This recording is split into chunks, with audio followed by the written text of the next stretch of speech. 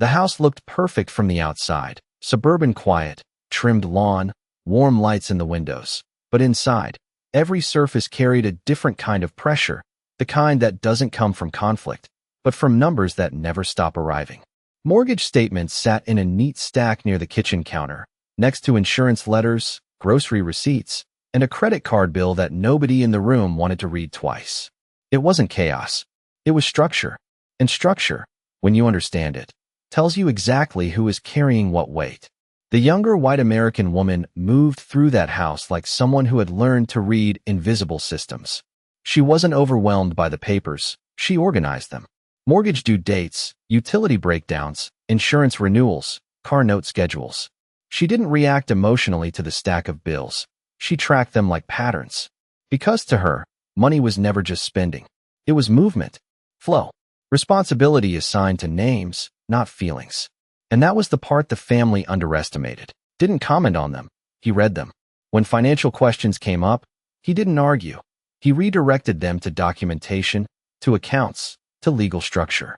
His presence in the house felt less like authority and more like a quiet reminder that wealth, when real, is managed through systems most people never see.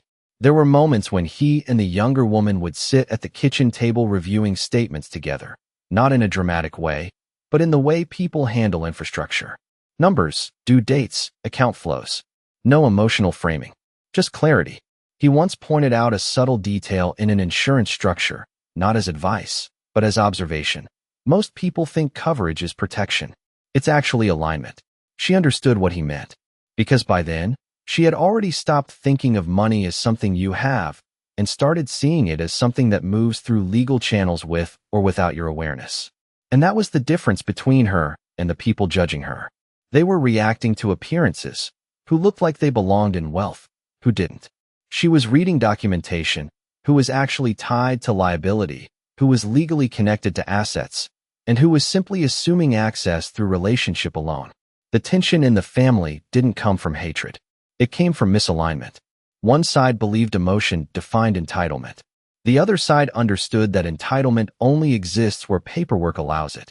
And somewhere in the middle of that quiet divide sat the prenup envelope, still sealed, still waiting, still holding a version of reality no one in the room had fully accepted yet. Because once that document is open, the conversation stops being about perception entirely and starts becoming about what was never emotionally decided in the first place. The most dangerous part of the entire situation wasn't the accusation. It was how easily everyone accepted a false financial story without ever looking at the structure behind it. Because in that house, people weren't really reacting to money. They were reacting to appearances. And appearances, in wealth, are the easiest thing to misread. The first false belief was simple. If someone is quiet, they must be weak. But silence in financial environments is rarely weakness. It is often documentation awareness. The younger woman didn't argue because she didn't need to. She wasn't trying to win emotional approval. She was tracking reality. Who pays, who signs, who is legally attached to what obligation. Silence wasn't submission. It was understanding. The second false belief was even more common. If someone doesn't show wealth, they must not have it. But in real financial systems, visible spending is not the same as ownership. A person can look rich while renting stability through monthly payments. Another can look modest while actually being tied to assets, trusts, or structured ownership they never display publicly. One is performance. The other is control. And in this family, performance had been mistaken for power.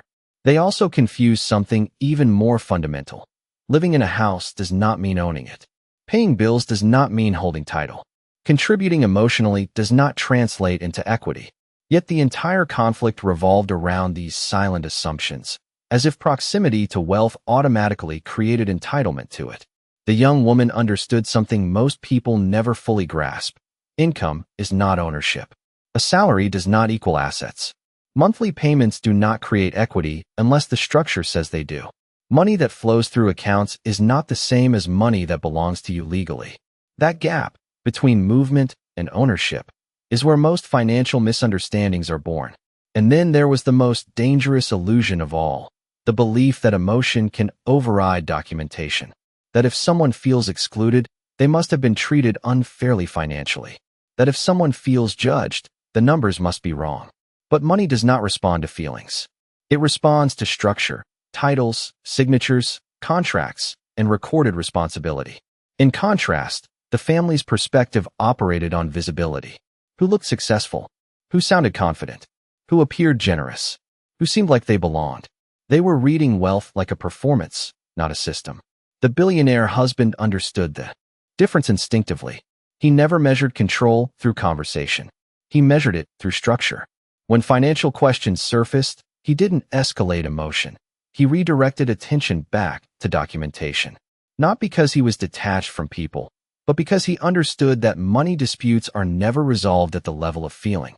They are resolved at the level of record. And that was where the real contrast formed inside that household.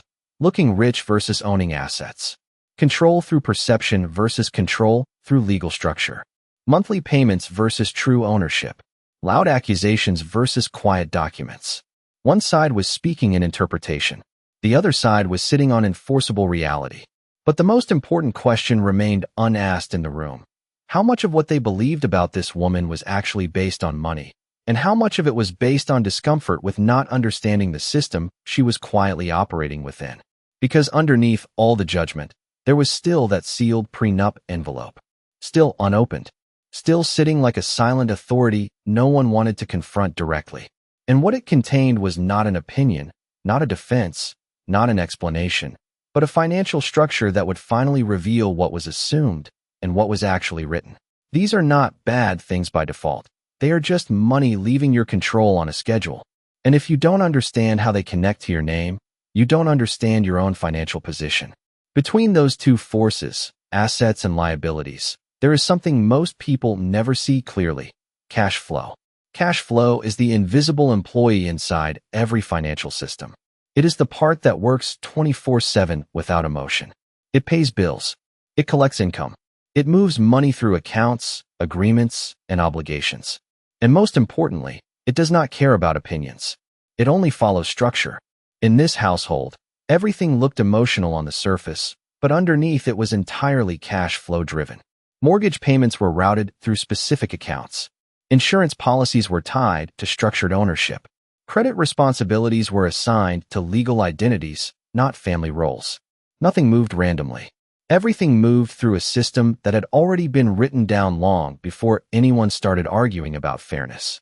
And that is where documents become the real power. Because paper is not just paper in financial systems. It is protection. A deed is not a symbol of ownership. It is ownership recorded. A bank statement is not just history. It is proof of flow. A title is not a suggestion. It is legal definition. A prenup is not emotional context. It is boundary enforcement before conflict even exists. This is why the younger woman remained calm, while everyone else escalated emotionally. She wasn't trying to feel correct. She was checking what was already written. Payment records showed responsibility. Titles showed ownership. Bank statements showed direction of money. And the prenup, still sealed, represented the highest level of truth in the room. Pre-agreed structure over post-emotional interpretation. Even things like camera footage or legal files in similar cases serve the same purpose. They turn memory into evidence. Because memory changes, emotion shifts, but documentation stays fixed. And money systems only trust what is fixed. The billionaire husband understood this instinctively. He didn't engage in arguments about perception because he knew perception has no authority in financial structure. Instead, he focused on alignment. Whether actions matched documentation, whether ownership matched responsibility, whether cash flow matched legal design. And slowly, the tension in the room was no longer about who felt wronged. It became about who actually understood the system they were standing inside. Because once you see money this way, something changes permanently. You stop asking, who deserves what, and start asking, what does the structure actually say?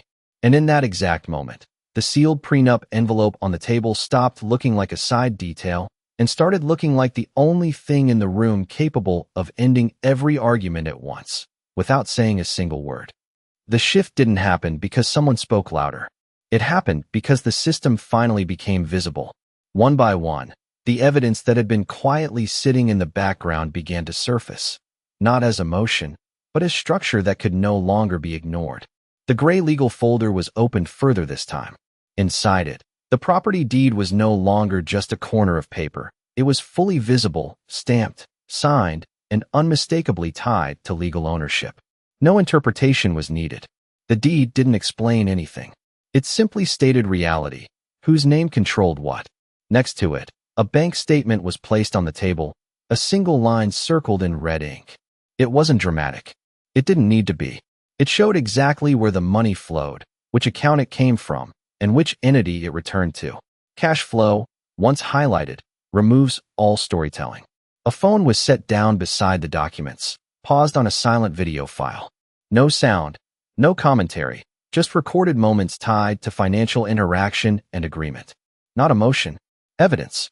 The kind that does not change depending on who is speaking. On another side of the table, a legal folder labeled custody or responsibility records sat untouched, suggesting structured documentation beyond just money, systems that define obligations, not opinions. And then, most importantly, the prenup envelope was finally placed in full view. Still sealed, still untouched, but no longer symbolic. It had become central. A document that existed entirely outside emotion, written before conflict, designed to survive it. There was also a subtle detail that changed the energy in the room. A company badge resting inside a wallet on the table's edge, suggesting structured financial affiliation rather than informal participation. And nearby, a set of newly issued keys, simple, metallic, ordinary-looking, but carrying the implication of access defined by ownership, not assumption. The young woman didn't react the way the room expected. There was no shock, no performance, no emotional defense. Instead, she simply remained still, watching as the documents did what words could not. Her calm wasn't ignorance. It was preparation finally becoming visible. Across from her, the white American billionaire man noticed something different. Not the documents themselves, he had already understood those, but her timing. The way nothing in her expression suggested surprise. The way she had placed everything exactly where it needed to be without needing validation. In that moment, he recognized a simple truth. She had not entered this situation emotionally. She had entered it structurally prepared. The rest of the room, however, still misread everything. They saw papers, but not systems. They saw folders, but not ownership logic. They saw silence, and mistook it for weakness. They assumed that because she wasn't arguing, she wasn't in control. But control, in financial reality, is not loud. It is documented. And that is why the billionaire remained silent. People who understand systems rarely interrupt them. They observe alignment between structure and behavior. And everything he was seeing confirmed the same thing. This was not a debate about fairness. It was a demonstration of recorded reality. The most important lesson of the moment wasn't in any single document. It was in the contrast. People who think in emotion try to win arguments. People who think in structure don't argue at all. They assemble proof. And as the room slowly absorbed what was in front of them, the atmosphere shifted from confrontation to something more uncomfortable, recognition that every assumption they had made about power, control, and entitlement was being measured against something they could not talk over. But just as the truth began to settle, pressure from outside the table started to rise again. Family voices, social judgment, and legal interpretation beginning to circle the room once more, as if reality itself was about to be challenged again from a different direction. The moment the documents were placed on the table, the pressure in the room didn't disappear. It changed direction. Because when evidence becomes visible, people who relied on perception often try to rebuild control using emotion, reputation, and social pressure instead of structure. The mother-in-law was the first to reframe the situation. Her tone shifted from accusation to authority, as if repeating the accusation in a more controlled voice could somehow restore its credibility. "This looks unnecessary," she said, glancing at the prenup and the deed as if they were offensive rather than informative. "We're family. We don't need paperwork to understand intention." But that statement revealed the core misunderstanding driving the entire conflict, replacing legal structure with emotional interpretation. Other family members followed quickly. One of them suggested that the documents were being used incorrectly. Another implied that bringing legal proof into a family setting was overly defensive. The language wasn't about money anymore. It was about character. Suddenly, The young woman wasn't just being questioned financially. She was being reframed socially. Too calculated, too cold, too strategic. Words like gold digger, selfish, and ungrateful resurfaced, not as new accusations, but as attempts to restore an emotional narrative that was already collapsing under documentation. The most dangerous part of social financial pressure is not the accusation itself. It is how quickly groups try to normalize it. Because when enough voices repeat a story, people begin to treat perception as proof.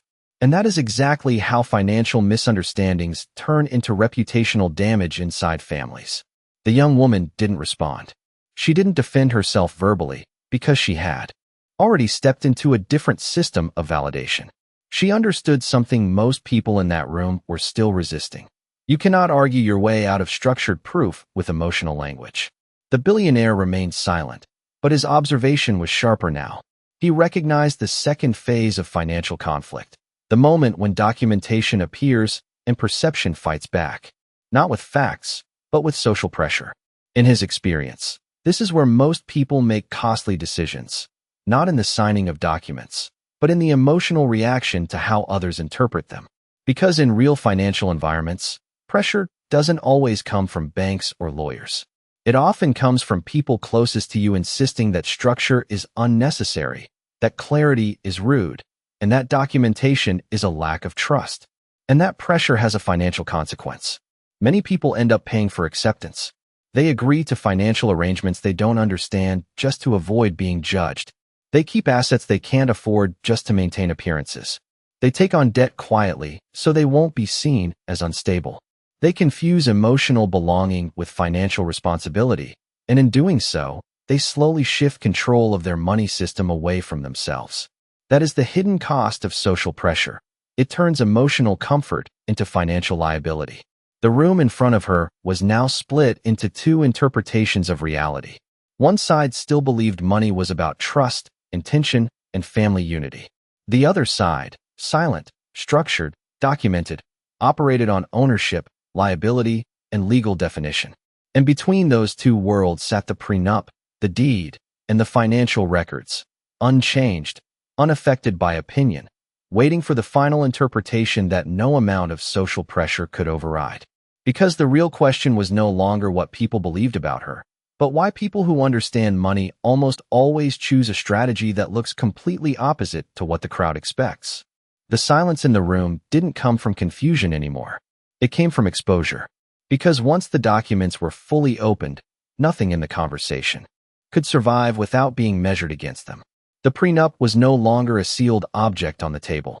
It was unfolded, placed flat, and read line by line like a financial verdict that had been waiting for this exact moment. The lawyer's voice was calm, professional, and completely detached from emotion. This agreement was executed prior to marriage, he said, pointing to the first section. It defines separate property, pre-existing assets, and ownership structure. That single sentence changed the temperature in the room. Not because it was dramatic, but because it was final. He continued, turning the page.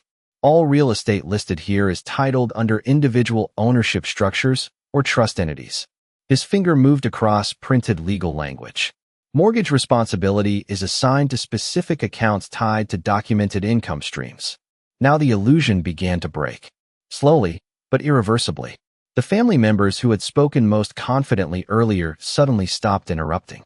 Because interruption doesn't work against written structure, it only works against opinion. And this was no longer opinion. The bank statements were placed next to the prenup. One by one, they were matched. Incoming payments, outgoing obligations, insurance deductions, mortgage withdrawals. Each line of money had a traceable origin and destination. No ambiguity, no emotional interpretation, just recorded flow. Then came the critical comparison. The lawyer aligned signatures from the prenup with payment histories and account authorizations. The financial contributions referenced here, he said, are consistent with sole ownership reporting. That was the moment the accusation collapsed under its own weight.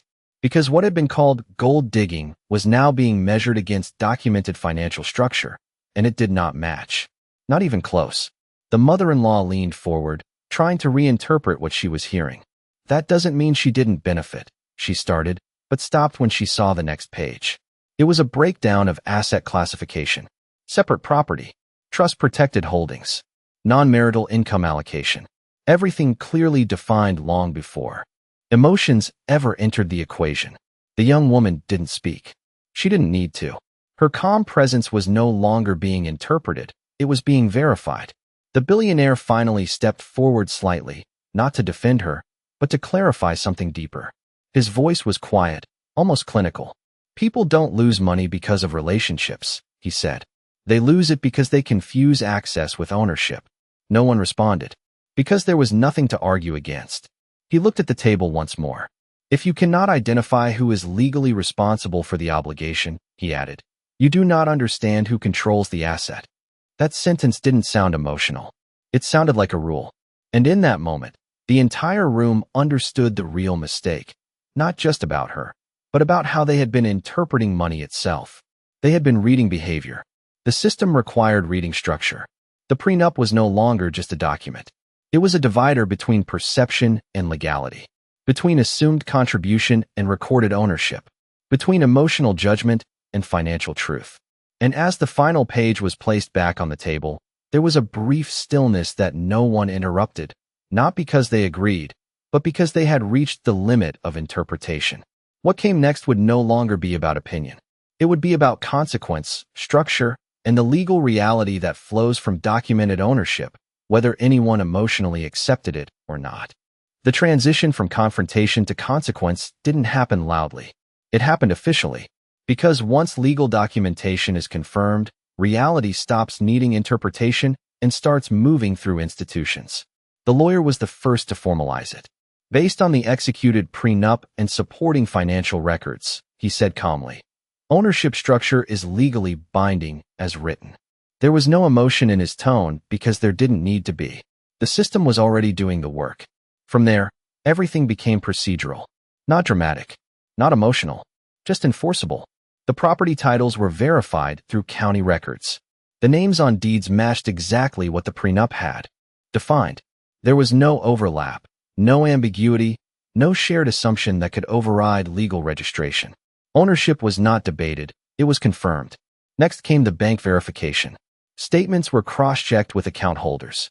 Payment histories aligned with documented responsibility. Mortgage withdrawals, insurance deductions, and structured transfers were all validated by the bank as consistent with the legal structure presented. And that was the point where emotional arguments stopped mattering entirely.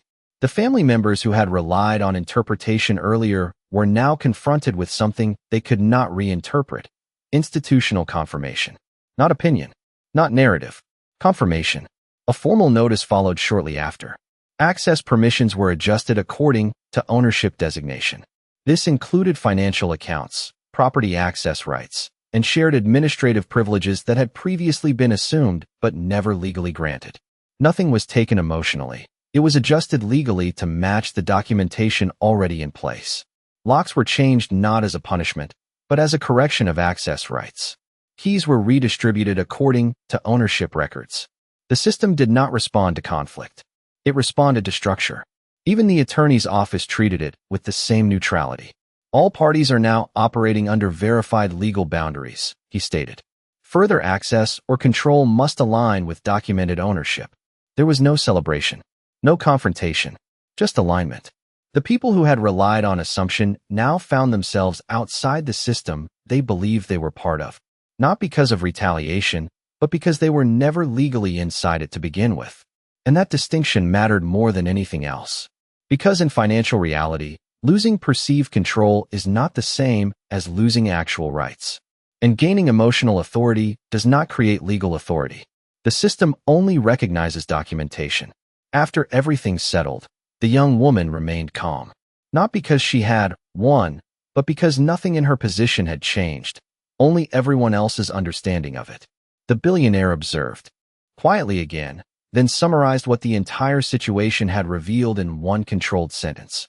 Most financial conflict doesn't come from money itself, he said. It comes from not knowing where legal responsibility actually begins. That sentence stayed in the room longer than any argument had. And when the dust of interpretation finally cleared, what remained was not drama, but structure. Ownership clearly defined. Access clearly restricted. Responsibility clearly assigned. The final takeaway was not about this one case, but about how quietly financial systems operate beneath emotional perception. A simple checklist emerged from everything that had happened, not as advice, but as observation of what was missing from the beginning. Keep your documents organized. Understand whose name is on the title before assuming ownership. Track where the cash flow actually moves, not where it feels like it should move. Protect accounts with structure, not trust alone. Never exchange financial control for social approval. And never let emotion replace written proof. Because in systems like this, what is not documented does not exist, and what is documented cannot be argued away. And as the room finally emptied, one question remained unresolved for those who had misunderstood the situation from the start. If ownership was never what they assumed, then what else in their understanding of money had been wrong all along? In the end, what happened in that house was never really about a prenup, a title, or a single accusation. It was about identity, how people understand money, how they misunderstand ownership, and how quickly emotion collapses when structure is finally visible. Because people who rely on noise always assume power sounds loud. They assume control looks like confrontation. They assume wealth must be performed to be real. But financial reality works in the opposite direction. It is quiet. It is written down.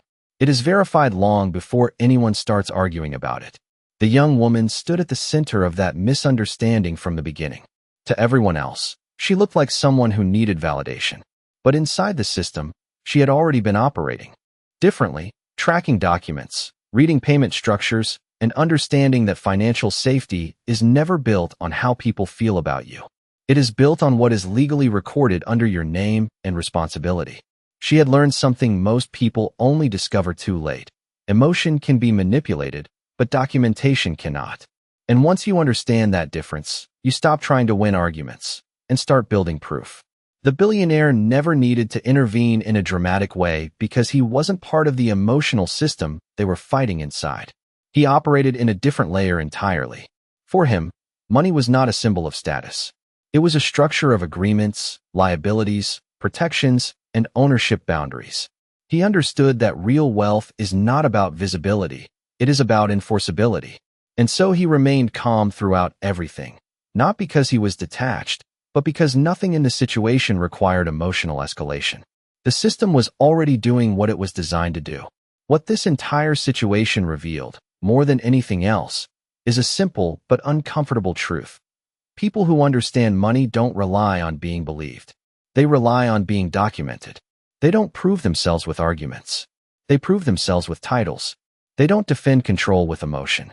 They demonstrate it through cash flow structure. They don't depend on trust alone. They depend on legal clarity, written agreements, and disciplined financial boundaries. And that is why their presence often feels quiet in rooms full of emotional noise. Because they are not trying to convince anyone. They are maintaining systems that already speak for themselves. In contrast, those who misunderstand money often focus on perception. They try to look secure instead of building security. They try to appear in control instead of understanding where control actually lives, in ownership records, payment responsibility, and enforceable agreements. That gap between appearance and structure is where most financial conflict begins. And it is exactly where everything in this story was resolved. By the end, nothing was dramatic anymore. The conflict didn't end with a speech. It ended with alignment. Names matched titles. Payments matched responsibility. Access matched ownership. And what remained was simply the reality that had been written long before emotions entered the picture. The young woman didn't walk away transformed by victory. She walked away more anchored in understanding. Not everyone gets to control how others perceive them, but anyone can learn to control what is documented under their name. The billionaire's final presence in the situation wasn't a resolution. It was a reminder of how financial clarity actually works in practice, quietly, consistently, without needing recognition. And that is the final identity shift this story leaves behind. People who understand money don't need to prove power through noise. They prove it through ownership, cash flow, documentation, discipline, and calm execution. And people who learn that lesson stop reacting to financial chaos and start building systems that make chaos irrelevant. So the final truth is simple, and it applies far beyond this story. Don't try to look powerful. Build a life where truth, assets, and evidence protect you silently, long before you ever need to explain yourself to anyone again.